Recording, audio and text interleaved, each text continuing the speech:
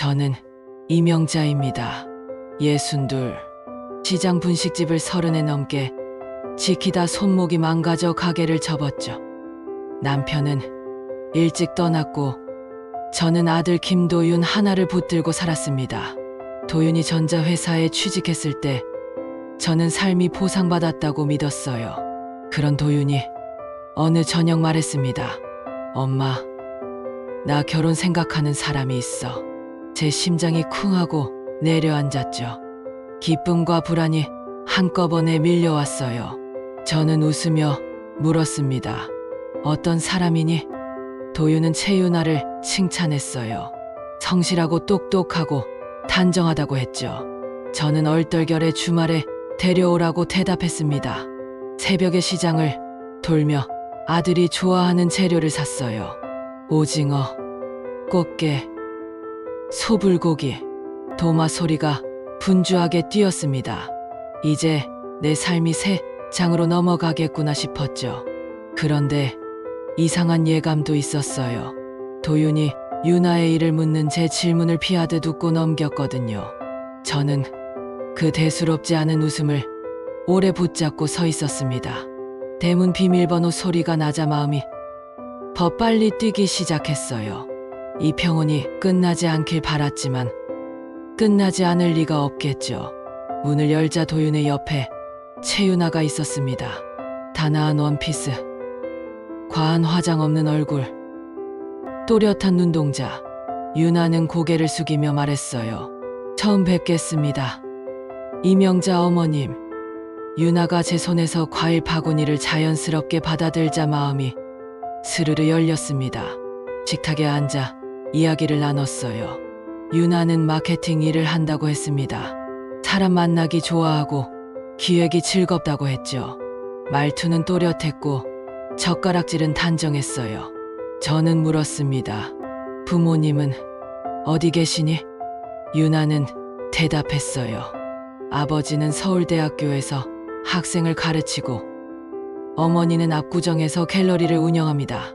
그 말이 나오자 도윤의 어깨가 으쓱 올라갔죠. 저는 덕담을 건넸어요. 훌륭한 가정에서 자랐구나. 그런데 제 귀에 작은 삐걱임이 걸렸습니다. 유나가 회사 이름을 말할 때만 되면 웃으며 얼버무렸거든요. 명함을 꺼내려다 넣는 손동작도 석연치 않았어요. 제 노련함이 그 작은 흔들림을 놓치지 않았죠. 하지만 그날은 웃고 넘겼습니다. 내일 아침에야 이 감정을 이름 붙일 수 있을 줄은 몰랐어요. 며칠 뒤 고급 한정식집에서 셋이 다시 만났습니다. 상견례 전에 편하게 얼굴이나 보자고 제가 먼저 제안했죠. 방마다 종소리처럼 작은 음악이 흐르고 조명은 따뜻했어요. 유나는 핸드백을 들고 잠시 화장실에 다녀오겠다 했습니다. 그때 복도를 지나던 여자가 우리 방 앞에서 멈췄어요. 여자는 조심스레 들어와 낮은 목소리로 말했습니다. 갑작스러워 죄송합니다. 이명자 어머님, 방금 나간 분이 채윤아 맞습니까? 저는 고개를 끄덕였어요. 여자는 제 눈을 똑바로 보며 속삭였습니다. 절대로 믿지 마십시오. 전부 거짓말입니다. 아드님을 지키세요. 그리고는 허리를 숙이고 사라졌어요. 제 손이 떨렸습니다. 수정과 잔이 사시나무처럼 흔들렸죠. 유나가 돌아와 제 안색을 살폈어요. 어머님, 얼굴이 창백하네요. 괜찮으세요? 저는 억지로 웃었습니다. 괜찮다. 잠깐 어지러웠다. 집으로 돌아오는 차 안은 조용했어요. 도윤은 제 표정을 몰래 훔쳐봤고 저는 낯선 여자의 눈빛을 떠올렸습니다. 절박했고 또렷했어요. 미친 사람의 눈이 아니었습니다. 제 평온은 그렇게 금이 갔어요.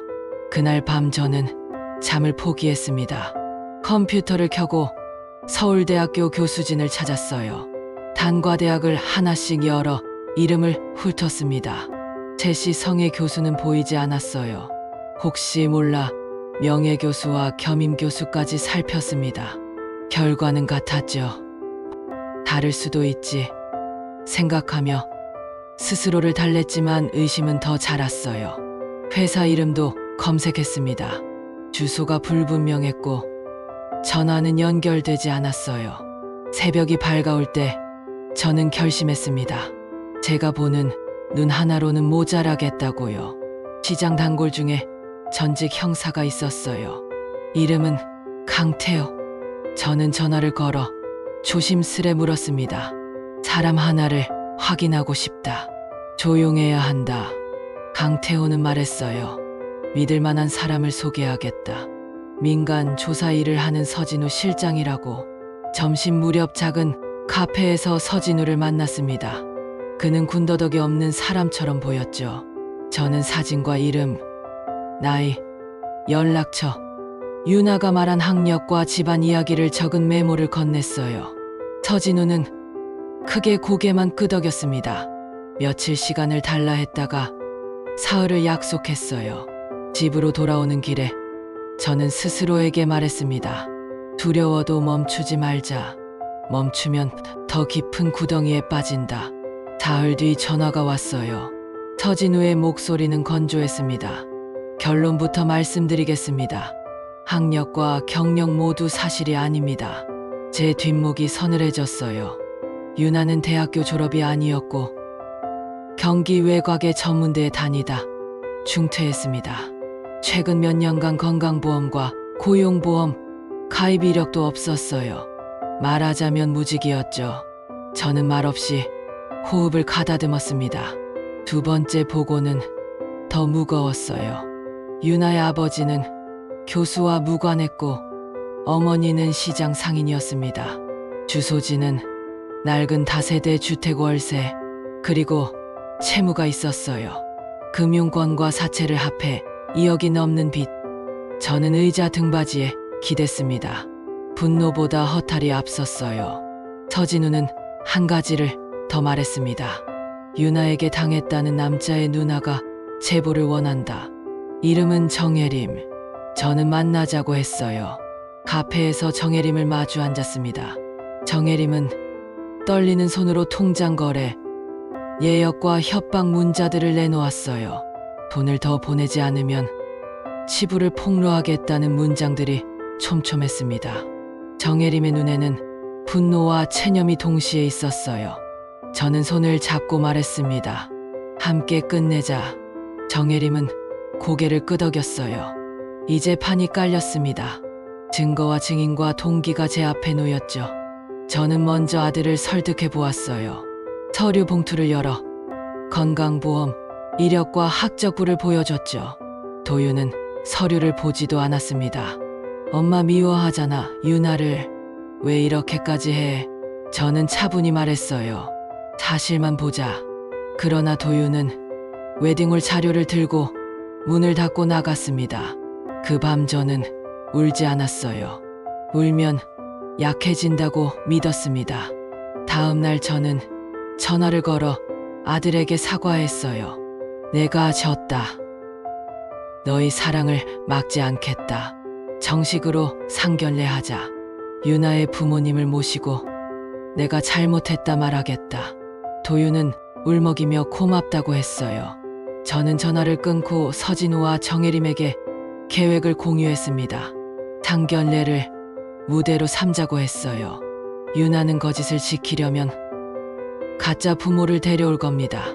그 순간이 약점이 됩니다. 방음이 되는 별실을 예약했어요.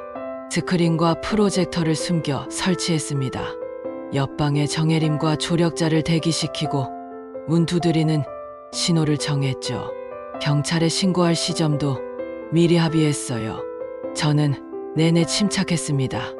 오래된 분식집 주방에서 배운 리듬이 제 몸을 붙잡아줬죠. 끓는 국물은 넘치기 직전에 불을 줄여야 합니다. 그 타이밍을 저는 알고 있었어요. 저녁 7시 별실 문이 열리고 도윤이 환히 웃으며 들어왔습니다. 뒤따라 채유나가 들어왔고 중년의 남녀가 고개를 숙였어요. 유나가 부모님이라 소개했습니다.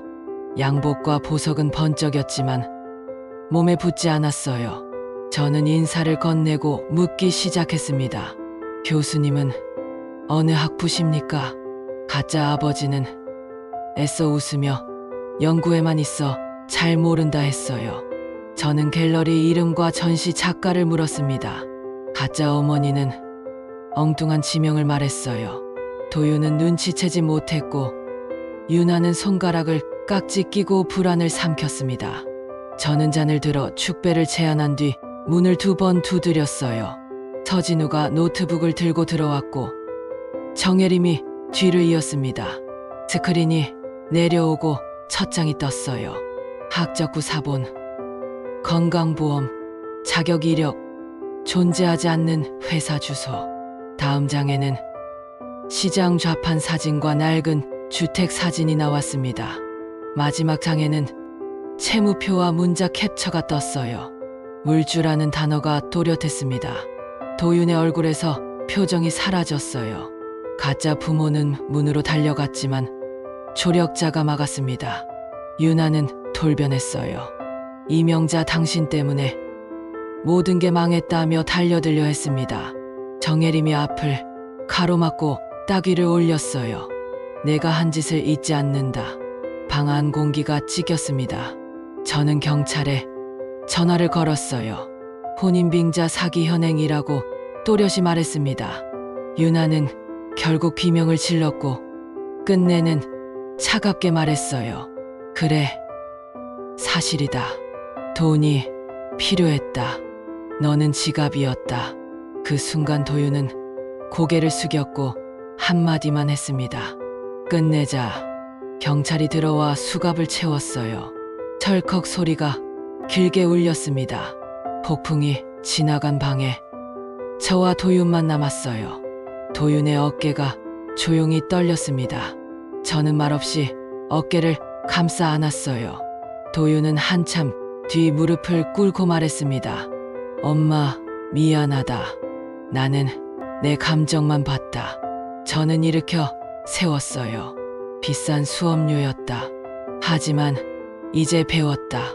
우리 둘은 며칠 후 동해로 갔습니다. 파도 소리를 들으며 도윤은 속마음을 털어놨어요. 알면서도 인정하기 싫었다고. 저는 듣기만 했습니다. 돌아온 뒤 도윤은 예전의 리듬을 되찾았어요. 일에 몰입했고 술을 줄였고 아침 인사가 자연스러워졌습니다. 가을에 편지가 왔어요.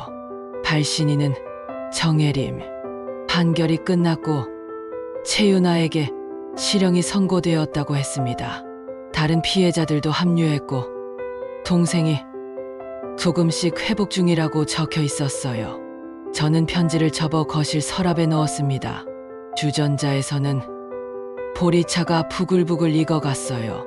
창밖 단풍이 햇빛을 받아 금빛으로 흔들렸습니다. 저는 국자 손잡이를 한 번 더 쥐었어요. 오래된 습관처럼 쥐는 법을 잊지 않았습니다. 삶이란 끓어오를 때 불을 줄이고 식을 때 불을 올리는 일의 반복이겠죠. 저는 제 아이를 지켰어요. 그 사실이 하루를 버티게 했습니다. 언젠가 도윤은 더 맑은 눈으로 좋은 사람을 만날 겁니다. 그때 저는 조용히 뒤에서 접시를 덮이고 국을 덜어줄 생각이에요. 짧고 맑은 가을 햇살이 식탁 위로 번졌습니다. 오늘은 평온해요. 내일도 평온하길 바랍니다. 저는 천천히 차를 마셨어요.